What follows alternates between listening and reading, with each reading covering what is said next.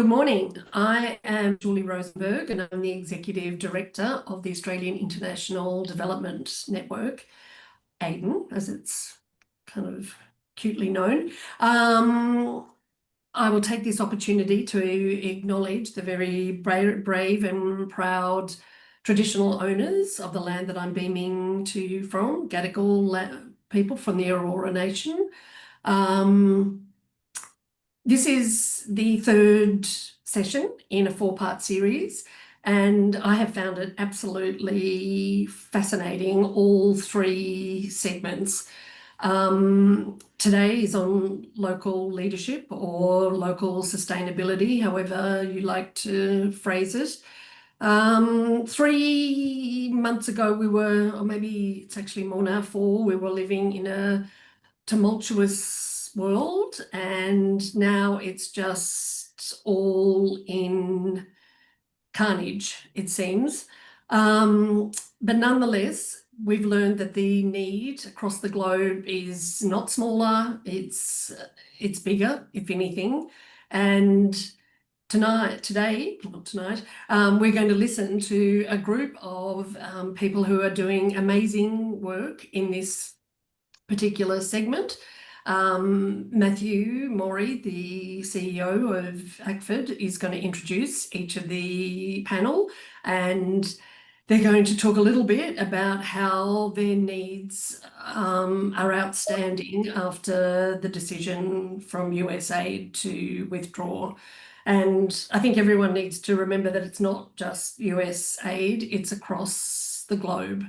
So this is the time, and I myself look forward to learning more about the actual size of the need and what you are all doing. So over to Matthew. Thanks. Yeah, thank you very much, Julie, and great to have all of you with us today.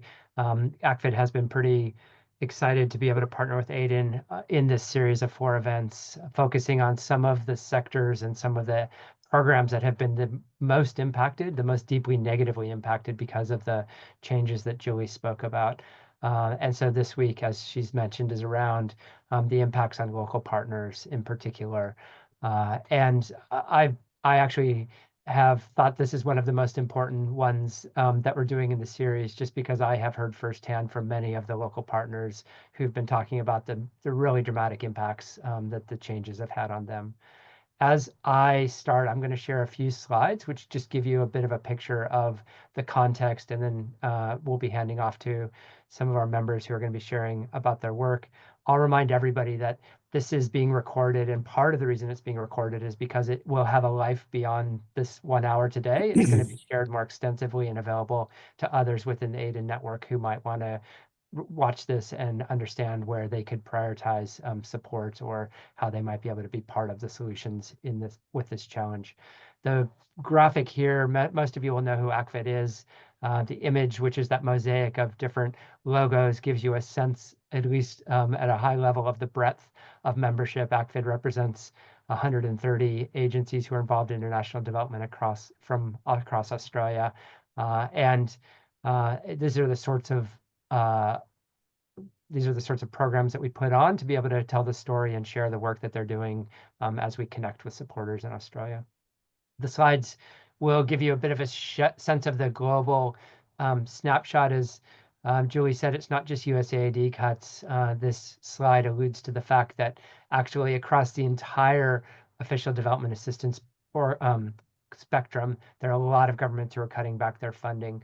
Pleased that Australia didn't cut back, but the quantum of cuts is really significant and gets into the billions of dollars. Some estimates are between 25 to 50% of the overall global official development investment will be cut over the next 3 or 4 years. So really massive changes and shifts.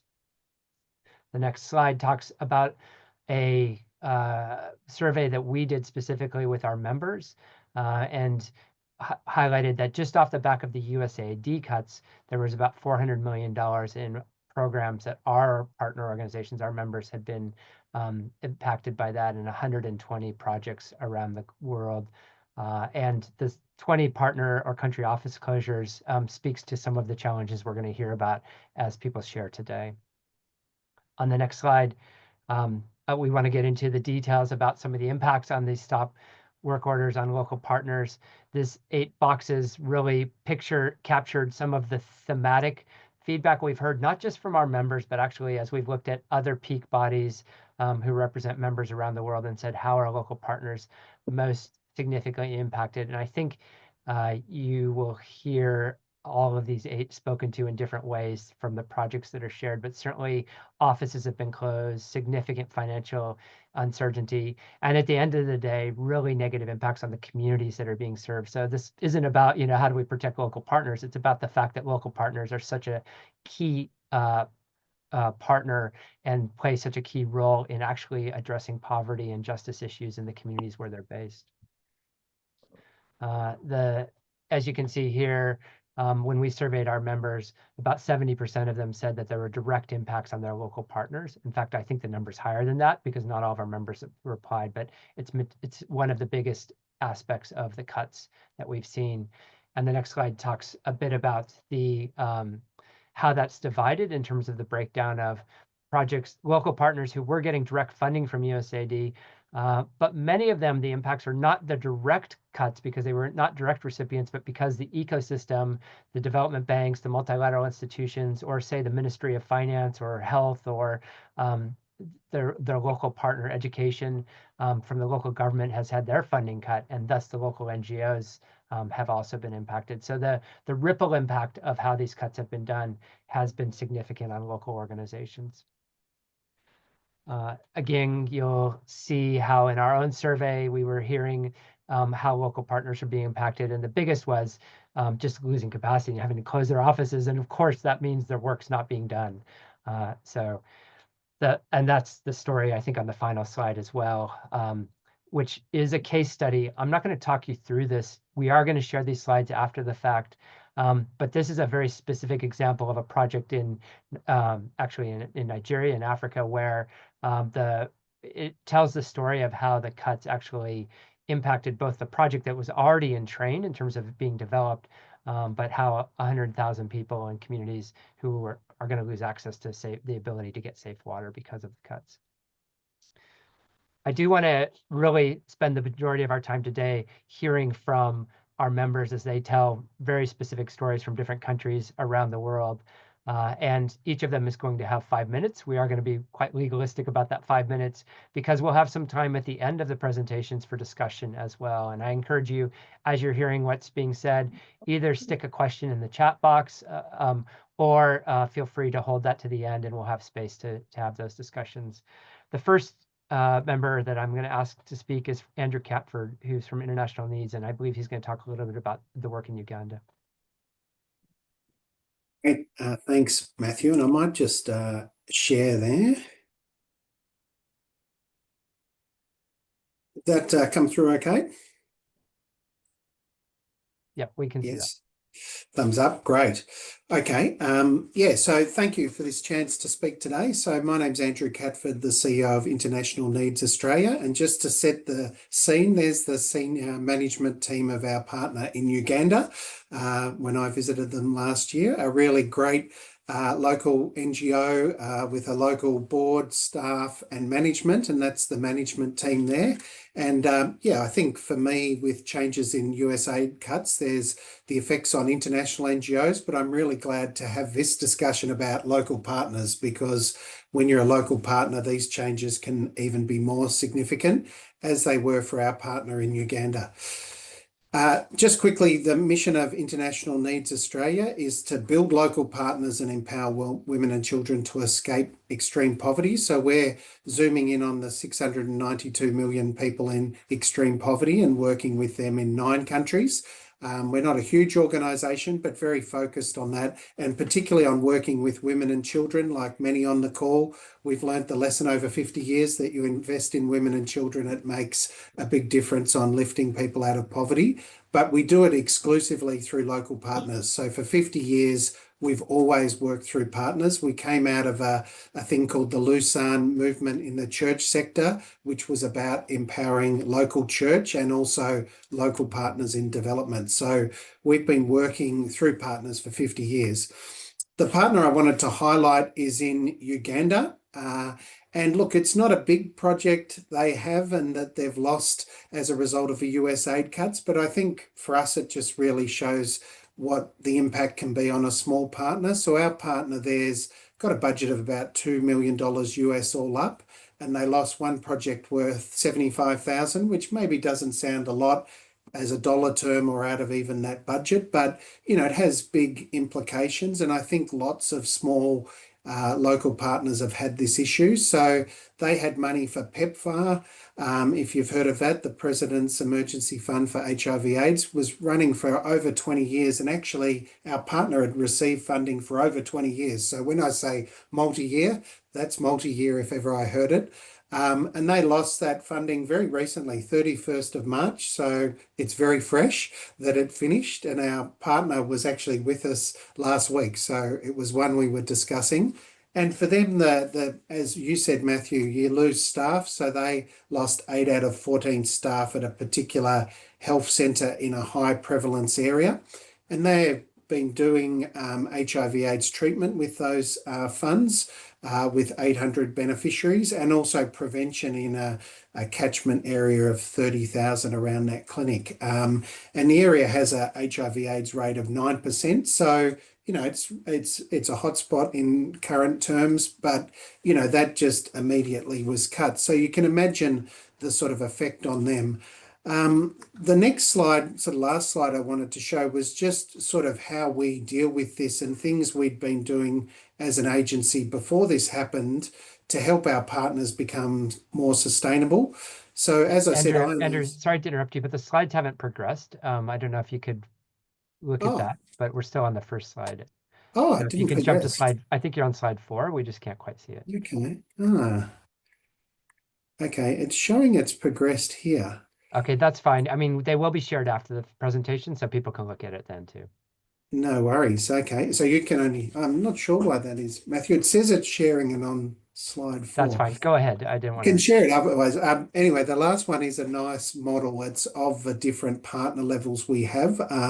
So we have 3 stages of entry partners, growth partners, and sustainable partners. So we start with either forming an NGO, that's happened in a couple of cases in a particular context if there wasn't someone there, or building up a sort of very small agency who's aligned with our values, and just putting in a bit of our own money to help get them going. So often those agencies only maybe have one source of funding or 2 at most. But we try and diversify their funding with anything we can help them with. So writing proposals with them, helping build their capacity in that, and getting their sort of project management capacity a bit improved. And then we move to growth partners, and that's our Uganda partner. I just mentioned that in that example. They've sort of grown more significantly. In recent years, they've gone to getting 25% of their funds locally.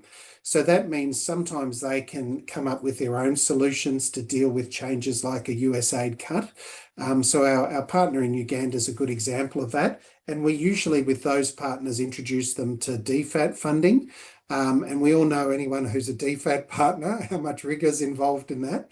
And we really put that on our partners. We work hard with them to build their skills in everything DFAT requires. Safeguarding, anti-terrorism. So then they can attract other donors. And lots of our partners have moved to now getting a really high amount of diversification. And our last category are the ones who have really got strong and to a good scale, and they've moved through those levels. And often that means that, they can actually be mentors to our more junior local partners. And also, probably the main examples we have in that category of our 9 or 10 partners, they've also moved into social enterprises as something I'd highlight. One set up a international fee-paying school in Kathmandu that now covers their management costs and builds a reserve. Another set up a huge flower growing business in India. They're $40 million a year, that NGO now, so pretty impressive. But, I think I wanted to sort of show that continuation because I think it sort of shows that, yes, we can work with partners on programming and those aspects and build their capacity, but also building up their staff, their governance, and their local resource diversification really helps them ride out things like changes in a particular donor. So they were the key things I wanted to share. I don't know, Matthew, if the slides have been caught up or not. Yeah, no, they haven't, but thank you, Andrew. And as I said, they'll get shared with everyone. So thank you for that. I am going to shift gears and hand off to Mariki from Kiama Foundation. We're going to talk a little bit about PNG.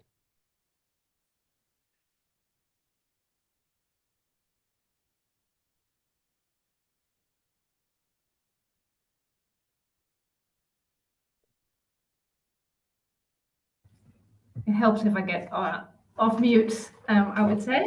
I hope you can see my screen. Good afternoon, everyone. My name is Marika, and I'm the CEO of the Kiama Foundation based in Brisbane. I would also love to share with you what the impact of the sad cuts of the USAID funding have been for us. And my story starts here. About 3 hours away by boat from Port Moresby is a little island called Yule Island. It's a remote but resilient community where a group of determined women had a vision. They wanted to lift up their families, protect their environments, and lead lasting change across their region. When we found out that we've been working with them for about 2 years, and we put in a grant application, and when we heard that we had secured funding from USAID to support their growth, the Yule Island Women's Association came alive with possibility, because for the first time they saw a clear pathway to build their organization, strengthen their livelihoods through village chickens, and restore their precious marine environments through coral gardening and mangrove replanting.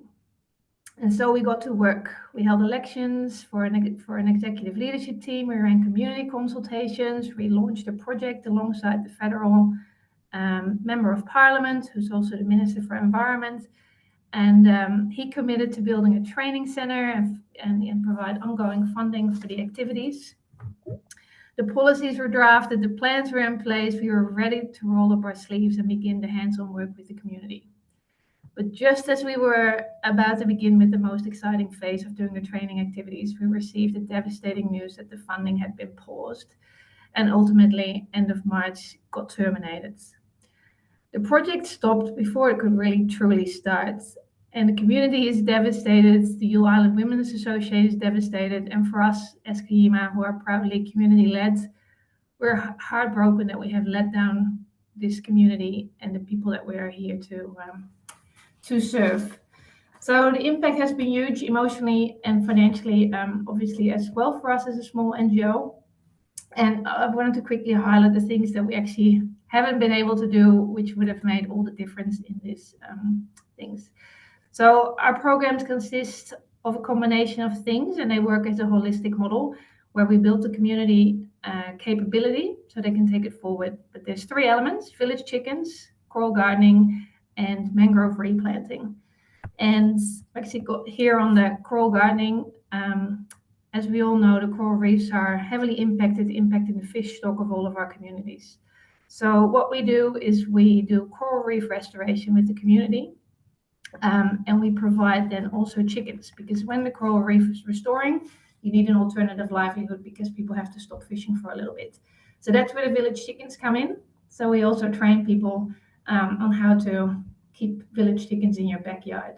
We use a community-led model where we set up master farms and master farmers, kind of experts in the community, who then start leading the training, provide chickens to the beginning farmers, and are kind of the community point of contact to do all these things. The dream for this project was that at the end of the project, the Yule Island Women's Association would take it forward and present it to another 5 communities. But unfortunately, that is not how it all happens. So unfortunately, we launched with the energy and the hope and the drums beating and the spirits high, ready to rock and roll. But just as the music was about to start, the party fizzled out. This isn't how the story should end.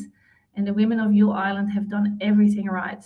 We organized, we planned, and we inspired the wider community. Everybody was so excited to get started. They were ready to lead, not just local change, but for the region. We had the support of the federal government. And we're really short about $195,000 so we can finish what we get started. we're trying really hard at the moment to get bits and pieces, like even if we can run a couple of training sessions that will get us started while we get more funding to complete the work.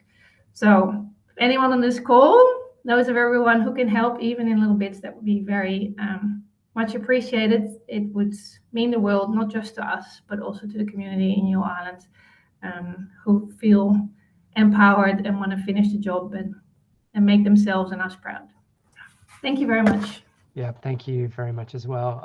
Another story too now of kind of heartbreaking progress and momentum being stopped because of these cuts. So we're going to stay in PNG actually, and Joe from Conciliation Resources is going to talk about how one of their programs was impacted as well.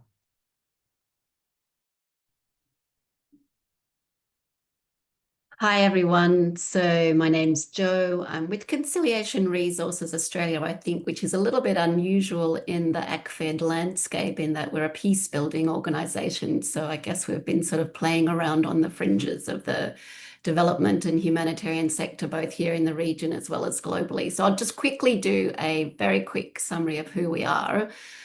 So we're part of an international peace-building organisation which is working to prevent violence, resolve conflicts and build sustainable peace.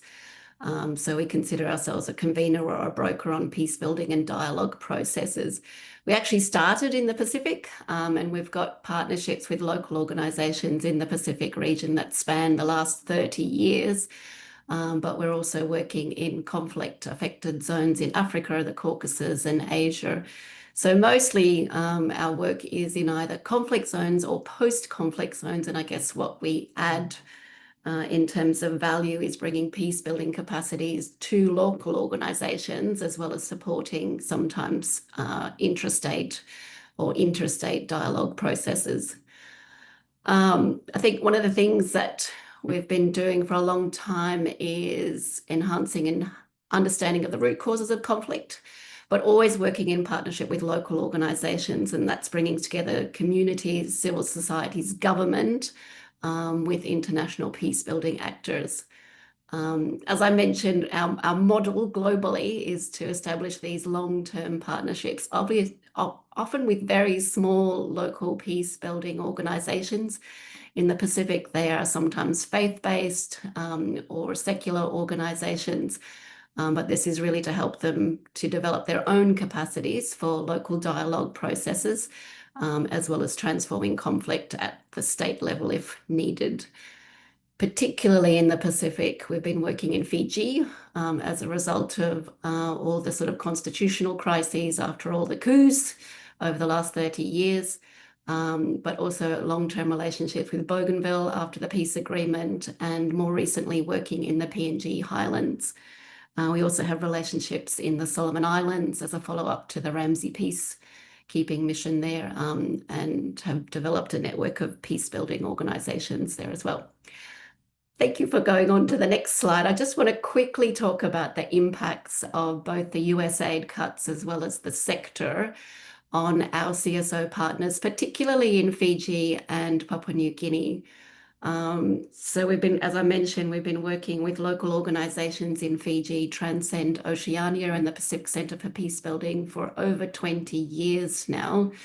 One of the amazing things that Transcend, both of them have done is develop peace-building curriculums and trainings that they share both with government and civil society, faith-based organisation and peace-building practitioners, not just within Fiji, but across the region.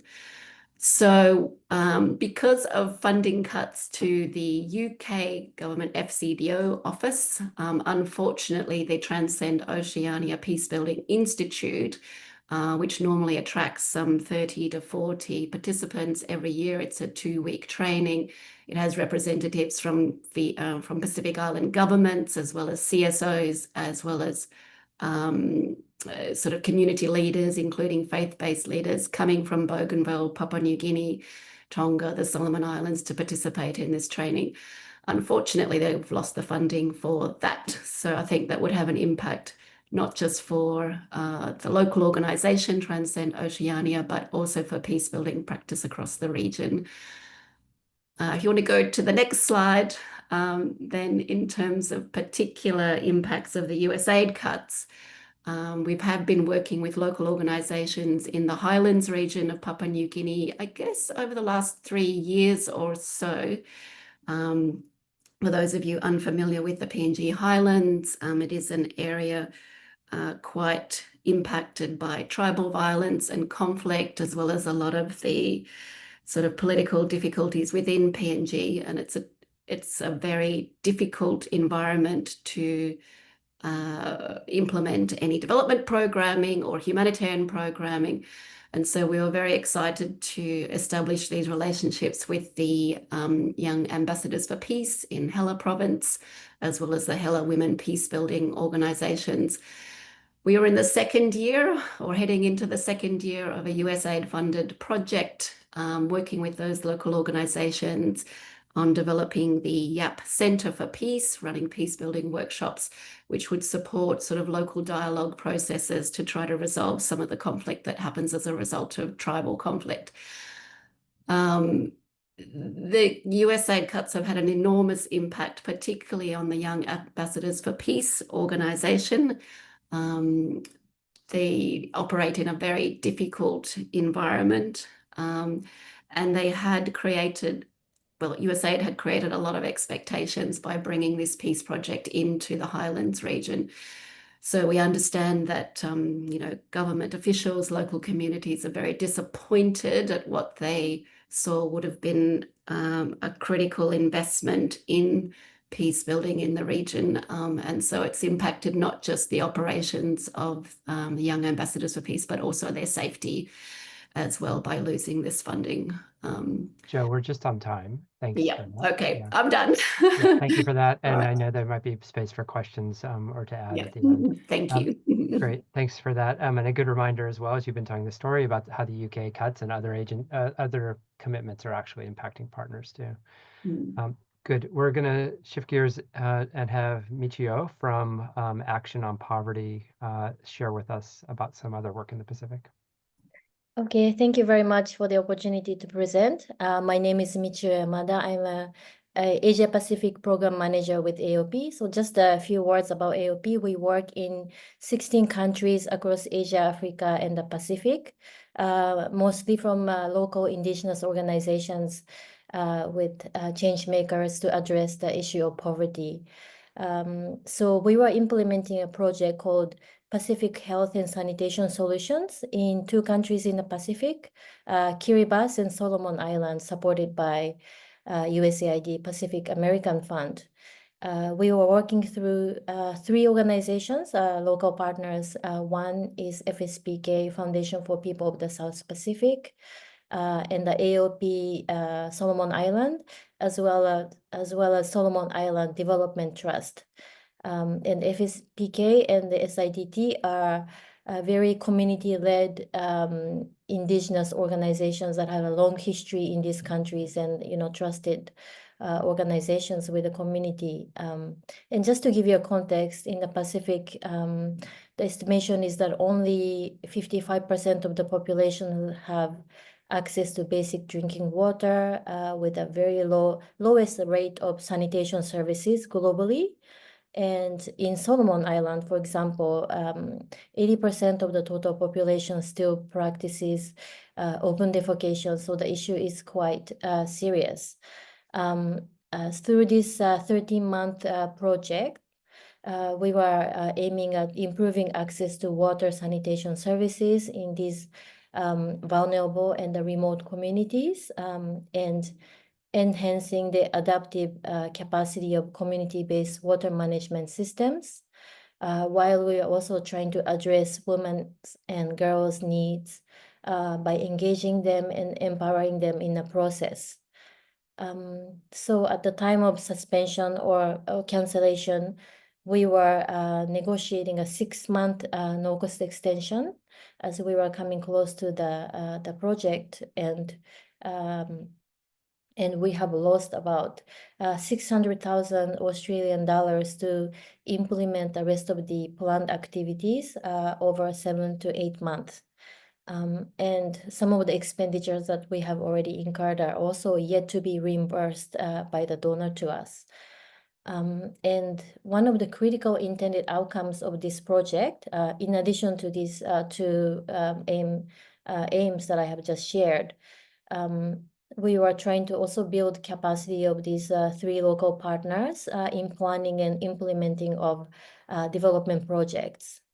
And through this funding, we supported 6 full-time staff across 3 organizations and few other partially funded staff. And after this suspension, they were not able to sustain them, and unfortunately had to all lay off all the 6 full-time staff. And our partners are very small community, national organizations that they rely on project funds to maintain basic office operation and staffing. And the cancellation of the grant also affects the overall operation of the organization, as well as other projects that they are implementing, as many donors request co-contribution of the budgets.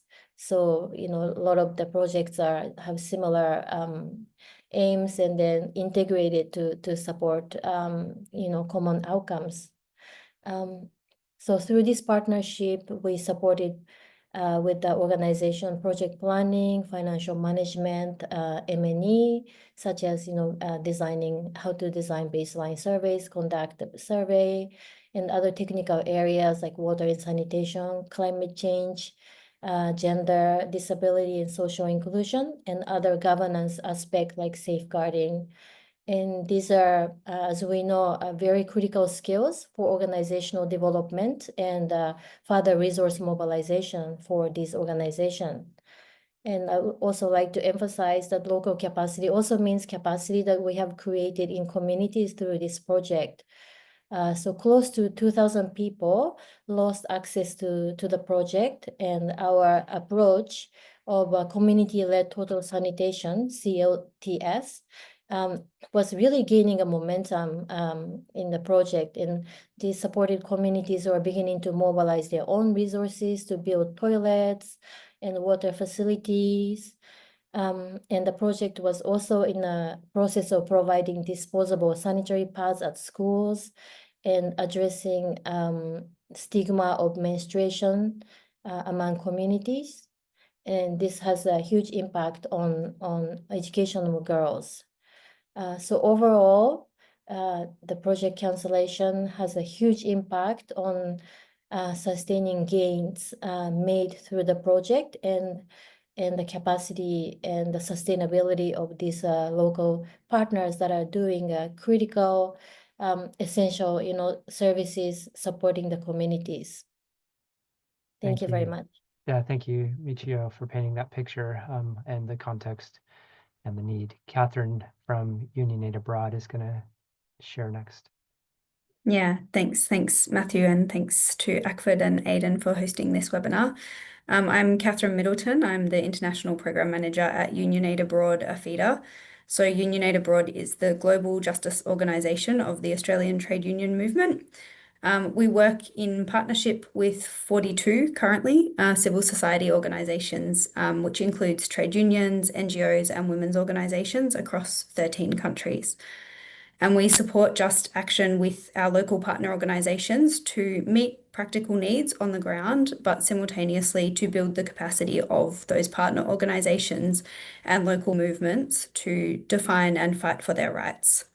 So for the past 3 years, I've been working closely with our partners on the Thai-Myanmar border, and I'll speak a little bit about the impact that our partners there are facing from the US aid cuts. Firstly, to give some context, since the 2021 military coup in Myanmar, public services and the economy in Myanmar have been destroyed. Over 3.5 million people have been internally displaced, and 90,000 are in refugee camps in Thailand, with many thousands more leaving the country on temporary work permits or without formal documentation. So our program is working with 5 civil society partners that operate on both sides of the Thai-Myanmar border. They're supporting women's rights, refugee and migrant worker rights, and building capacity of local civil society groups and advocates. In the Myanmar context, we see this local civil society movement as crucial to meet community needs, given the absence of effective and democratic government services, local activists are implementing education, health, all kinds of programs that would normally be delivered by a public service. So I'm going to share a video now so that you can hear directly from two of our partners on the border. One is MAP Radio, they focus on migrant worker rights in Thailand, and the other is the Karen Women's Organisation, who support women's leadership.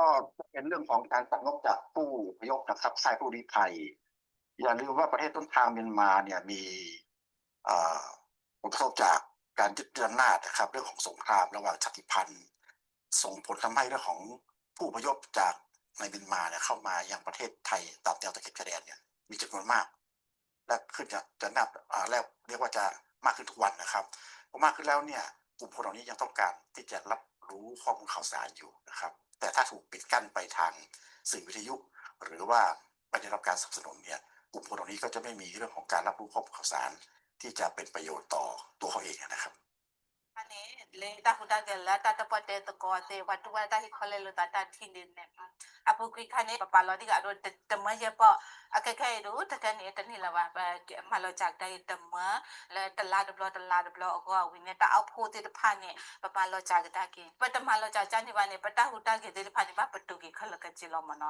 aku ne pa ta e do patu ba ta ari do ka ta ne pa bwa to wo mu da pho te ta pha ne atu wa da ka ta lo ta sa ta ma se lo ja me ge no le thi lo ko bu ta hi ko ne pha la tu wa da de mu da pho te ta pha aku ne ta te ta pha ne se le ta ka te ko ne pa we google sa thai gi thai ba do google la ka ma cha ke wa tu wa da mu da pho ta do ta ku ta ke la ari to da เพราะฉะนั้นถ้าถูกตัดงบไปเนี่ยมันก็จะมีผลกระทบต่อการที่เขาจะได้รับสื่อซึ่งจะเป็นไม่ว่าจะเป็นค่าเช่าค่านักจัดการค่าบริหารจัดการต่างๆนี่นะครับก็มีผลกระทบทั้งในเรื่องของข้อมูลข่าวสารข้อกฎหมายเรื่องสิทธินะครับเรื่องของการใช้ชีวิตประจำวันนะครับเพราะว่าจากประเทศต้นทางเขามีข้อจำกัดในเรื่องของทางการเมืองมีผลกระทบอยู่แล้วนี่นะครับผลกระทบผมคิดว่ามันเป็นผลกระทบที่สร้างความเดือดร้อนนะครับให้กับกลุ่มผู้ฟังโดยเฉพาะกลุ่มแรงงานที่มาจากพม่า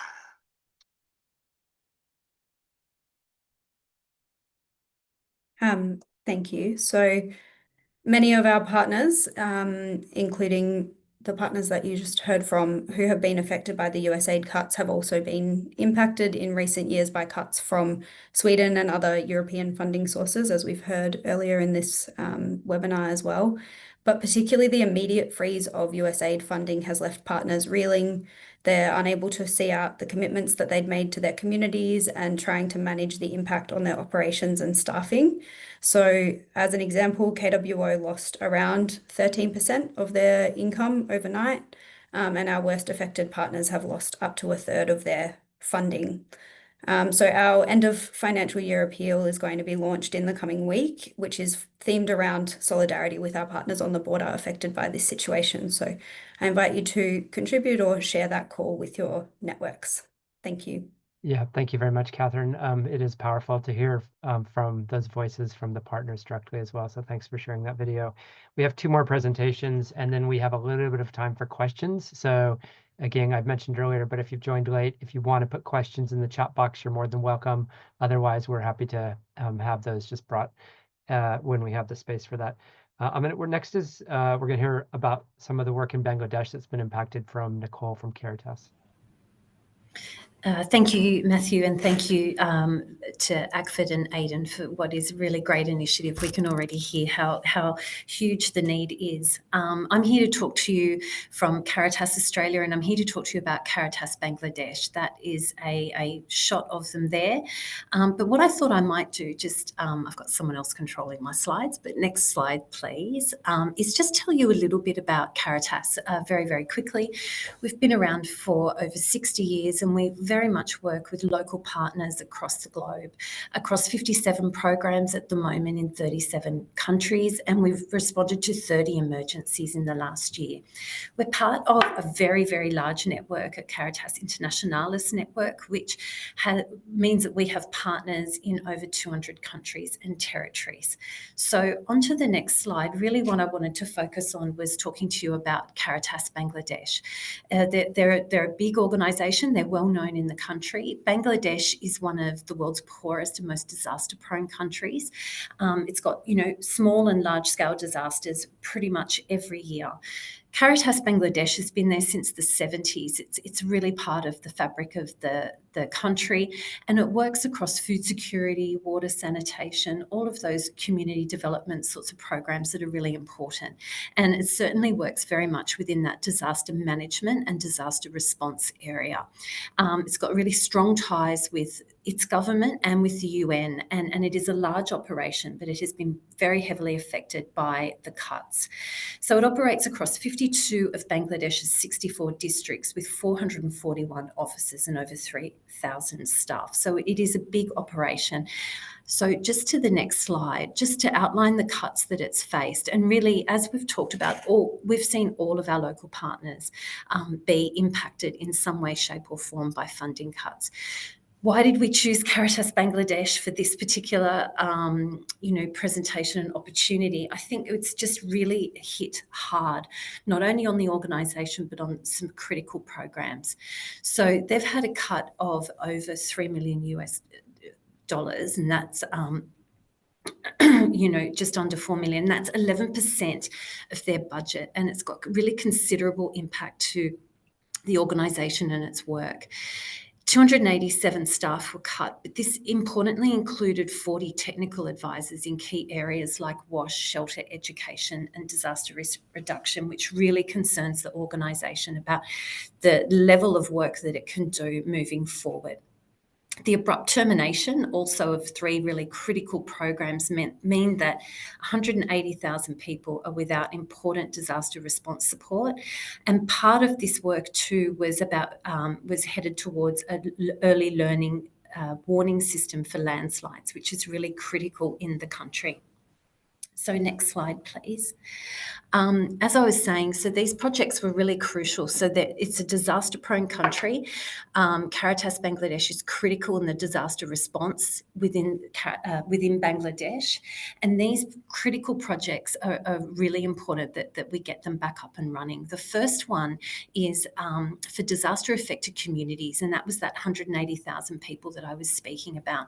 So there was a program that was an educative and response program that was critical to these communities being able to respond.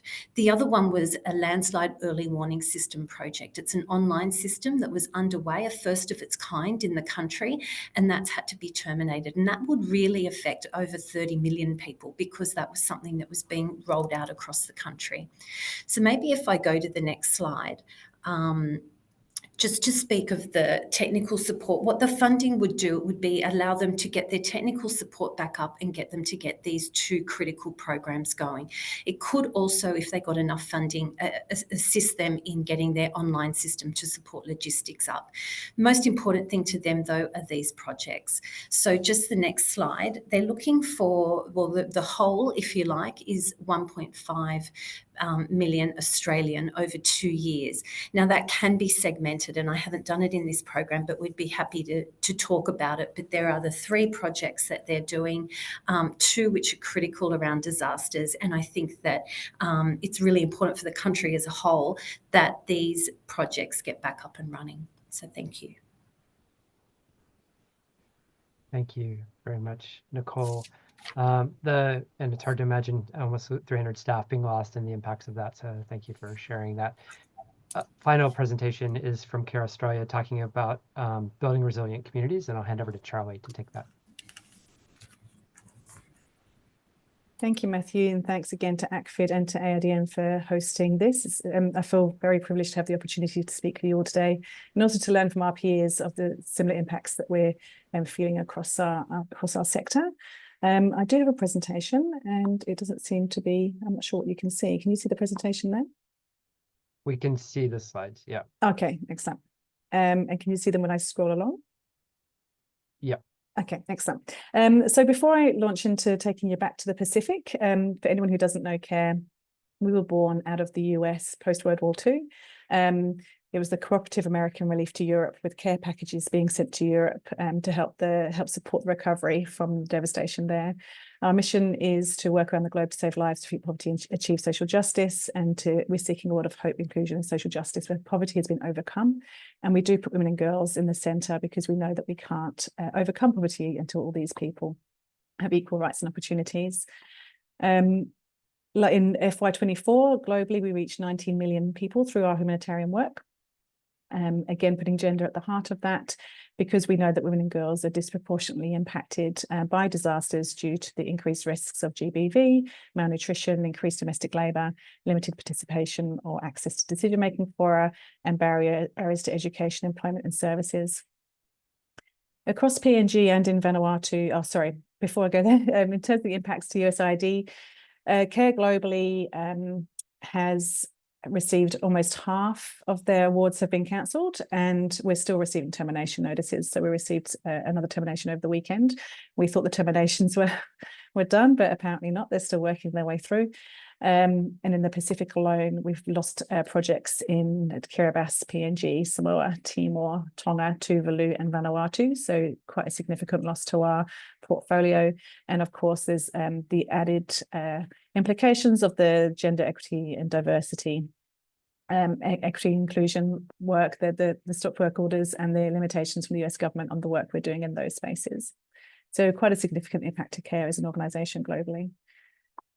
In PNG and Vanuatu, we've had disaster management projects for a number of years, with the partner being the community. So working with community committees, working with local government, provincial government, national government, and then also working with local service providers, particularly on gender-based violence and people with disabilities. In PNG alone, we had a project that was supporting 42,000 community members. It was a $2.2 million US project. And it has been stopped and resulted in loss of staff, but then also a cease of those activities. The main activities for our resilience projects across both Vanuatu and PNG is around that disaster risk reduction. So working with community committees, establishing gender balance committees that also have representatives for women, for people with disabilities, and working with them to look at what is their community plan. And then looking at their resilience to shocks, because they're usually climate shocks across those countries. So looking at climate smart agriculture.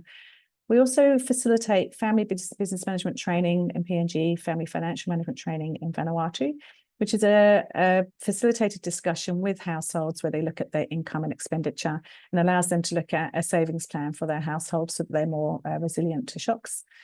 There's always gender equity and diversity training integrated into all of the work that we do, and particularly looking at that protection and GBV services, given the increase in violence against women and girls when a disaster hits. And community awareness, information education around protection, disaster risk reduction, all of those messages, and that can be done at a community level and sometimes at school levels. We know across the globe, Australia included, that the community are first responders. So through this projects, that we're enabling communities to have the skills and the organisation of themselves to be able to respond. Additional, yes, we work with the committees. We also work with GBV organisations in particular, and there's a sustainability focus. So really looking at that community-led planning, looking at additional ways to get resources for that community, how to feed up to government planning, and then feeding in the climate smart agriculture or whatever it might be for that community. And then making sure that whatever we're working with them on aligns with their government priorities to enable them to receive funding streams through those government planning processes. In PNG alone, there's several organisations that I've listed on the slide there. So working with women's societies, Women for Peace, Mount Hagen FSP, our disabled persons organisation, Police Mothers Association, the list goes on. And they were really partners that were brought in to support the programme in its entirety and connecting with the community on those activities. Charlie, you're on your 5 minutes there. There we go. Perfect. Thank you very much. Good. Yeah, thank you very much. Thanks to all 7 of the presenters for what they shared. I'm going to hand it over to Julie, who's going to help facilitate the Q&A from here.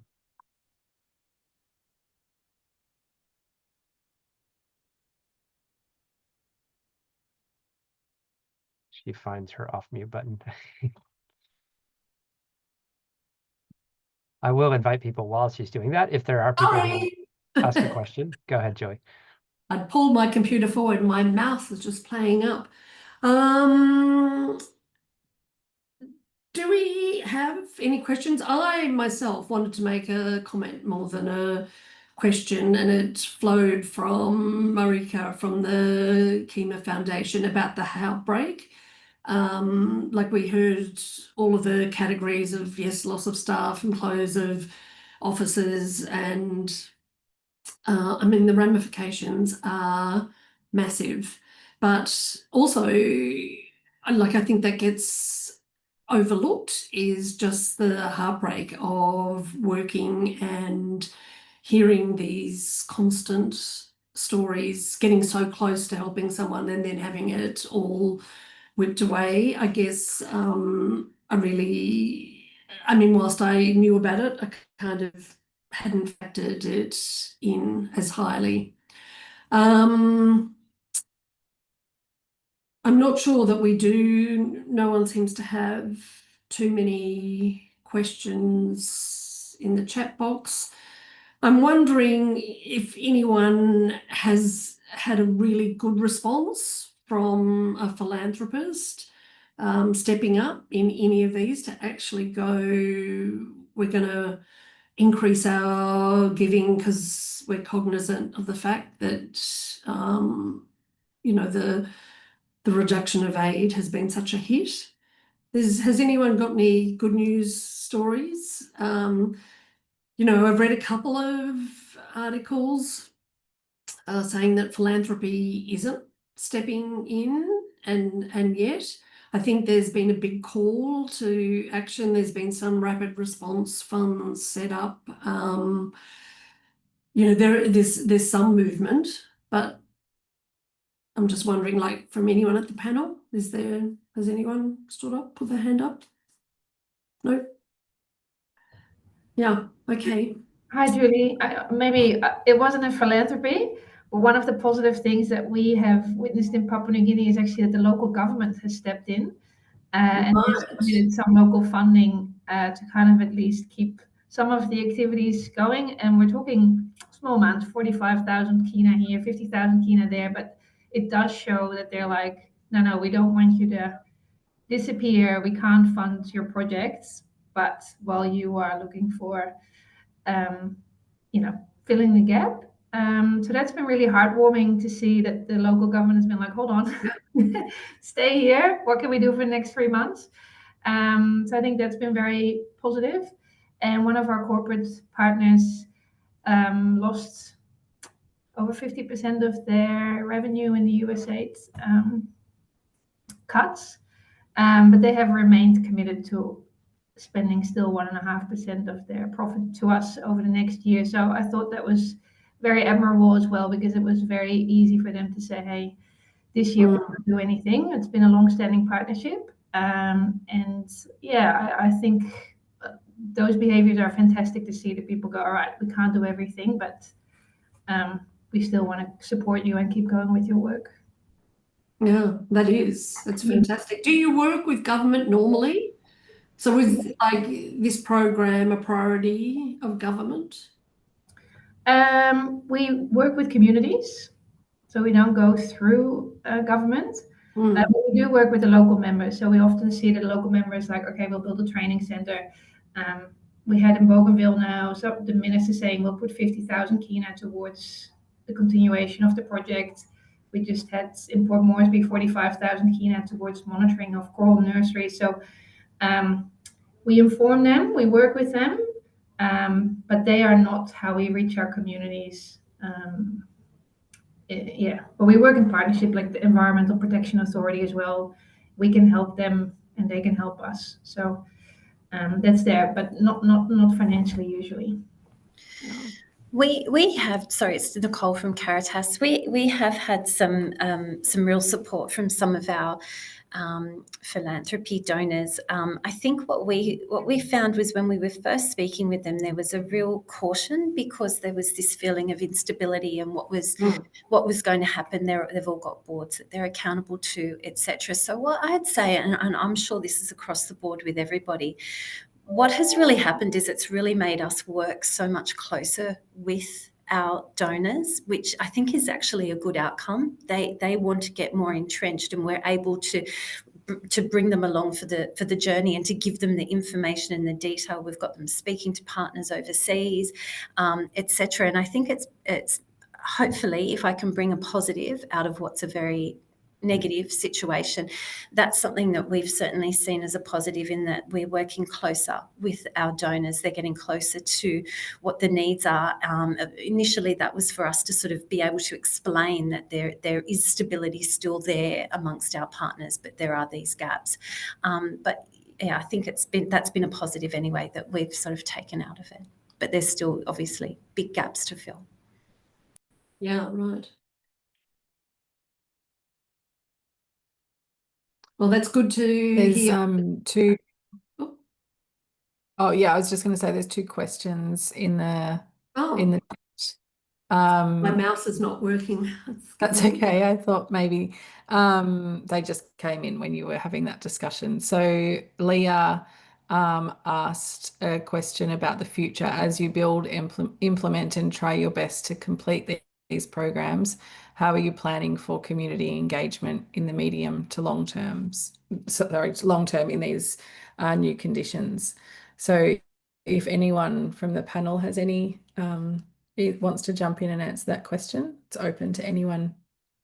And the other question from Ricky is, has anyone seen funders from outside the US, UK, Europe step in to fund these type of projects?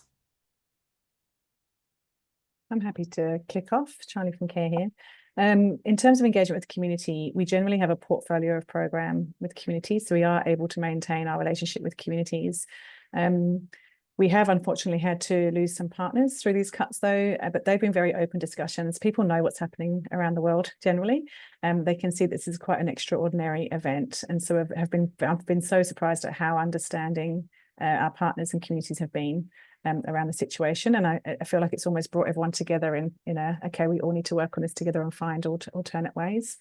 In terms of other donors, DFAT have been, so they did offer flexibility with our longer term Australian National Corporation Partnership Agreement. Unfortunately, then the election came in, so I feel like there was sort of a slowdown of funding as the government went into caretaker mode. But it'll be interesting to see over the coming months, now that we have our new government elected, if that might change. Yeah. You would think they would be moving it quickly forward for any commitments that they had beforehand. You would just think, just lift the switch and let it go. Anyway. Did anyone else want to jump in and respond to that? I'm happy to give my view on the community engagement, because it's such an important part of what we do. I think with most communities we have a long-term partnerships, and thankfully you kind of go through the good times and the bad times together. Often the conversations start before we actually have the funding. We're being transparent. We're letting them know what we're working on and what we're trying to do. We're trying to fund activities here and there, fundraisers here and there for little things.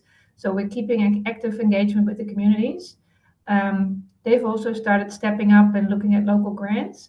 And I think for me as well, the learning has been the relationship with local governments is also important. So that diversification of who's going to fund it and can multiple parties play a part in what we do with the community is good for the project, but it's also good for the community and the ongoing commitment to the project afterwards. That local buy-in is incredibly important. So that's been a big learning, and I think a good one that will benefit us for the future.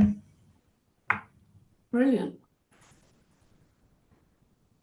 Yeah, if I can just also share quickly from Action on Poverty, we have different sort of circumstance. Like in Solomon Island, unfortunately, we had to close the office, so there is very limited staff to continue the community engagement. But in Kiribati, we are trying to integrate or fill the gap where we can with the ANCP funding from Australia.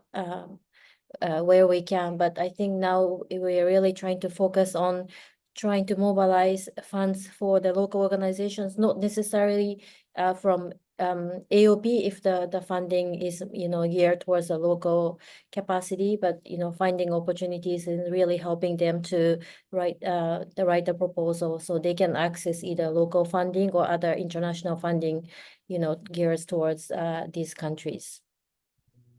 That's a great response. Is there any capacity to work together as providers, like find another person in another provider in the Solomons who could continue the work, like sort of like true collaboration, I guess, to make sure that whatever funds are like around a really prioritised program can get through? I know difficult because the sectors, we don't spend a lot of time doing that, but this feels like it could be an opportunity, even if it is limited. Yeah, definitely trying to work through the communities to sustain the results of the program. Through other funders. Yeah, so that's great to hear. Yeah, brilliant. Jo, feel free to jump in. I know you've got your hand raised. Oh, Yeah, so I think just reflecting on the question about given that we're all impacted not only by US, but UK, European cuts or changes in policies or changes in priorities. I think what we're grappling with, because a lot of the peace building work has been funded by the European donors and by the US previously. So it's not just the cuts in funding, but also the US has done away with the US Institute for Peace. So a lot of these sort of technical and institutional kind of forums that globally the peace building sector has relied upon. So I guess we're grappling with, well, who's moving into the empty spaces then, right? If the European donors are a little bit tied up with Ukraine, everyone's broke after the pandemic, no one knows how to deal with Gaza. Interestingly, China is moving in, doing work like police training and sort of starting to edge into not just, I guess, sort of aid and development programming, building hospitals and intervening in the health sector, WASH sector, wherever, but also starting to encroach into some of these peace building and sort of security spaces as well. So I don't have a particular comment on that, but just as an organisation, that's something that we're grappling with. If the sort of traditional powers are moving away from these kind of approaches, who's moving into these spaces, and how do we engage with them or work with them or understand what their priorities are? So it's just some thoughts, reflections from my side. yeah, thank you very much. We've just gone over time, so back to you, Matthew. Yep, good. Let me just close by saying thanks again to everybody. Remind you that we did video this. It is going to get shared out, and we'll have kind of a continued life beyond just the chance to share today. So hopefully others who are interested from the philanthropic community, from the AIDN membership, will get a chance to see that. Emily Morton from my side has been consolidating the reports and the information, even those who haven't shared but wanted to talk about their program needs, and making sure that that gets sent. If you're on the call and you didn't send that to her, you probably could get it to her today and we could still include it. But that will all be coming out afterwards. And we'll have our last of the series next week. So look forward to having some of you join us as well. Thank you again. Thank you again. Thanks, everybody. Thank you. See you online.